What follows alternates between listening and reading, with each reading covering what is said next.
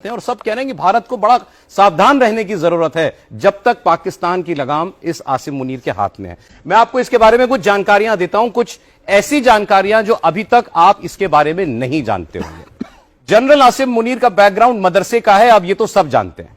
इसके पिता एक मौलाना थे और उसी मदरसे में ये आसिम मुनीर जो है वो उसने अपनी शुरुआती पढ़ाई भी की। ये परंपरागत सैनिक नहीं है। 1986 में जब जियाउल हक पाकिस्तान का राष्ट्रपति था तब इसे पाकिस्तान की सेना में भर्ती किया गया और अपनी रिटायरमेंट से सिर्फ 2 दिन पहले ये चीफ बना। आपको पता होगा कि आर्मी ट्रेनिंग स्कूल के जरिए इस आसिम मुनीर की भर्ती हुई है, ना कि पाकिस्तान मिलिट्री एकेडमी के जरिए, जो कि वहां का मेन इंस्टीट्यूशन है। इसके पिता रावलपिंडी की मस्जिद में इमाम हुआ करते थे और मुनीर की शुरुआती पढ़ाई वहीं एक मदरसे में भी हुई। तो वहां से ये रेडिकलाइजेशन, पुलवामा का हमला हुआ तो ये आईएसआई का चीफ था।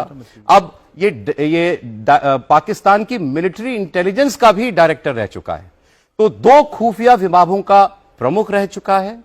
रेडिकल आदमी है, बहुत कट्टर सोच का है। हाफिज कुरान खुद को कहता है, जब बातें करता है तो कुरान की आयतें बार बार अपनी बातचीत में कोट किया करता है और उसी से दुनिया को पता चला कि यह आदमी बहुत खतरनाक है।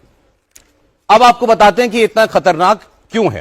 क्योंकि यह समझौते पर यकीन नहीं करता, यह सिर्फ और सिर्फ लड़ाई और जंग में यकीन रखता है। और भारत के साथ तो हर वक्त आईएसआई और मिलिट्री इंटेलिजेंस का चीफ रह चुका है। जैसे मैंने आपको बताया, पुलवामा का हमला इसके आईएसआई चीफ रहते हुए ही हुआ था।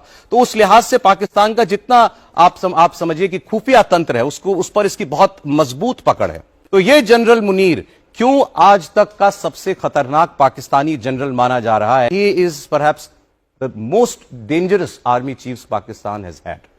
बिल्कुल, आपकी जो आंकलन है और आपने जितने डिटेल्स आप सबके सामने रखे, मैं उससे पूरी तरीके से सहमत हूं।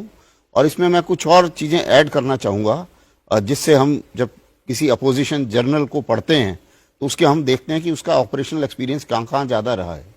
दूसरी चीज ये है कि जैसा आपने बताया, इसकी जो पकड़ है और ये आईएसआई चीफ रहा, 2 इसने अपॉइंटमेंट्स करे हैं, तो जितने भी बहुत उनके काफी साठगांठ है और अच्छी पकड़ है।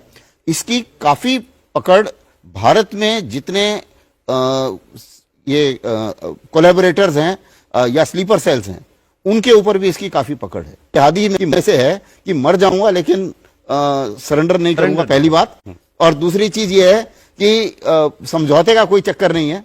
मेरे को जो है वो ये लड़ाई जंग जारी रखनी है जब तक मैं जिंदा हूं। इसको ये सच्चाई भारत के लिए ये एक बहुत बड़ा खतरा है। इसका रहना, इसका मतलब ये है कि आपको जो पॉलिसी है पाकिस्तान की, ब्लीड इंडिया विद 1000 कट्स, इसको ये बहुत आगे ले जाएगा। इसमें कोई शक नहीं कि ये एक ऐसा जनरल है जिसका एम है हेट इंडिया। क्या अभी ये घटनाएं बंद होने वाली है? मुझे नहीं लगता, क्योंकि ये एक पागल है। जैसे बताएगा, ये रेडिकलाइजेशन ज्यादा फैलाने की कोशिश कर रहा है, आतंकवादी। सर, जैसा जो आप लोग, मतलब ये ऐसा आदमी है जो तबाह हो जाए, अपने देश को डुबा दे, लेकिन सरेंडर ना करे। वो सोच, उस सोच से है ये। इसलिए हमें बड़ा सतर्क रहना पड़ेगा कि ये आइंदा भी जल्दी कुछ कर सकता है। इसलिए ये बहुत डेंजरस है। आज के दिन में यूनाइटेड स्टेट्स में, वेस्ट एशिया में जितने भी हमास